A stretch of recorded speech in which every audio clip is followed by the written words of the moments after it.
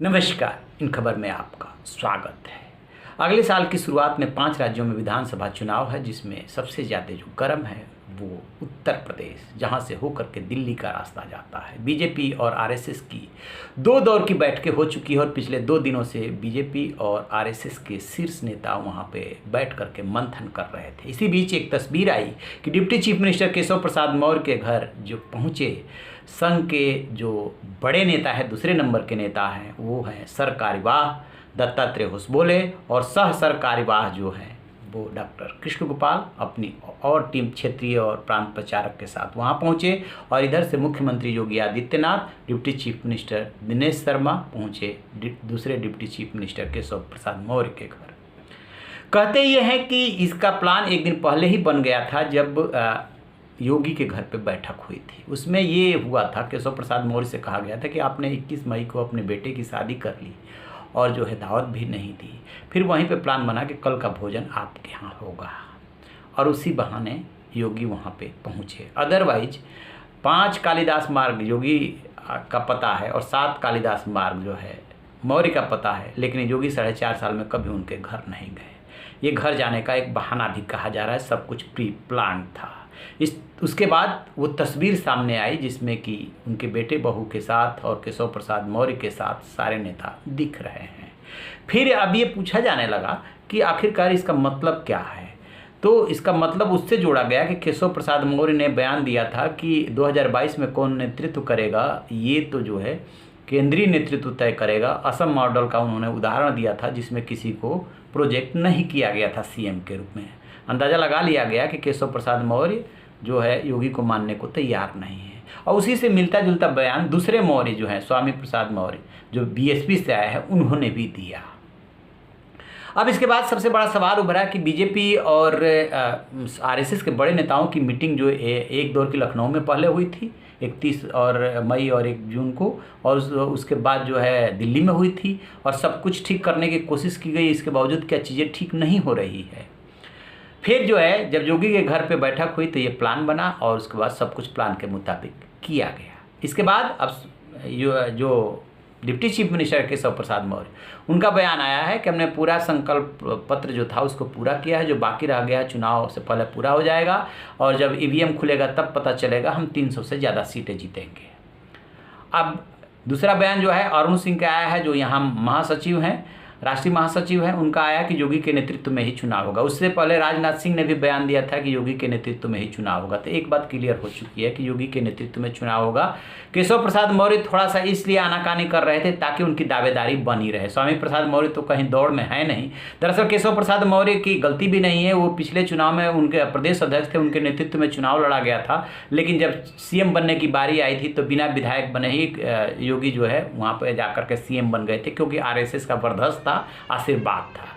अब सबसे बड़ा सवाल यह है कि आखिरकार योगी ने एक तरफ AK शर्मा को मंत्रिमंडल में शामिल नहीं किया, जो कि सीधे प्रधानमंत्री नरेंद्र मोदी के दूत बन के आए थे, और दूसरी तरफ deputy chief minister Keshav Prasad Maurya को भी कहीं ना कहीं अपने कदम पीछे खींचने पड़े हैं। आखिरकार क्यों बार बार केशव प्रसाद मौर्य मात खा रहे हैं, और योगी में ऐसा क्या खास है जो ब्यूरोक्रेट जो है पूरे प्रदेश को चला रहे हैं, उन पे सीधे सीधे आरोप है कि जिद्दी हैं, दम्भी हैं, ब्यूरोक्रेट के भरोसे हैं। इसके बावजूद संघ उनको आशीर्वाद दे रहा है और संघ उन्हीं को आगे कर रहा है। तो एक बात तय मानिएगा, अब उत्तर प्रदेश में जो चुनाव होने जा रहा है वो 2 ही मुद्दे पे चुनाव होगा। विकास पे चुनाव नहीं होगा, काम पे चुनाव नहीं होगा। विकास और काम का हवाला सिर्फ दिया जाता है। जो चुनाव होगा वो हिंदुत्व और मंदिर मुद्दे पे होगा। मंदिर को लेकर के प्रधानमंत्री नरेंद्र मोदी ने भी कल एक बैठक बुलाई है। और आप जरा गौर फरमाइए कि जो योगी आदित्यनाथ का फेस है, उससे बड़ा फेस क्या बीजेपी के पास उत्तर प्रदेश के लिए है जो हिंदुत्व का चेहरा हो। जिस योगी आदित्यनाथ को देश भर में घुमाया जाता है जब राज्यों में चुनाव होता है, तो सिर्फ इसलिए कि वो हिंदुत्व के चेहरे हैं, एक कड़क फेस हैं, और उसी योगी आदित्यनाथ को माइनस करके यदि उत्तर प्रदेश में बीजेपी जाती है तो उसकी क्या दशा होगी। आरएसएस इन सारी चीज़ों का पर मंथन कर चुका है और अपना सर्वे भी करा चुका है। तो अब अगला सवाल बनता है कि क्या योगी आरएसएस और बीजेपी की मजबूरी है। बिल्कुल इस समय योगी आरएसएस और बीजेपी की मजबूरी है। उनसे बेहतर चेहरा बीजेपी के पास हिंदुत्व चेहरा और कोई नहीं है। अदरवाइज अंदाजा लगाइए कि जिस प्रधानमंत्री नरेंद्र मोदी और अमित शाह के एक इशारे पे प्रदेश की सत्ता बदल जाया करती है, वो उनके दूत बन करके जो ए के शर्मा आए थे डिप्टी चीफ मिनिस्टर बनने और जो है यहाँ पे गृह और गोपन और नियुक्तियां लेने के लिए आए थे, वो ले तो पाए नहीं, उपाध्यक्ष बना करके किनारे कर दिए गए। आखिरकार योगी में ऐसा कहाँ कितना बल आ गया जो ए के शर्मा को भी किनारे कर गए और केशव प्रसाद मौर्य को भी कर गए, या केशव प्रसाद मौर्य को विश्वास में ले लिया गया। तो ये सिर्फ और सिर्फ बात यहीं पे है, अटकी हुई है कि आरएसएस के पास कोई चेहरा नहीं है और योगी मजबूरी हैं। इसी नाते योगी का चयन हुआ है और योगी के साथ अब पूरी उत्तर प्रदेश की टीम खड़ी रहेगी।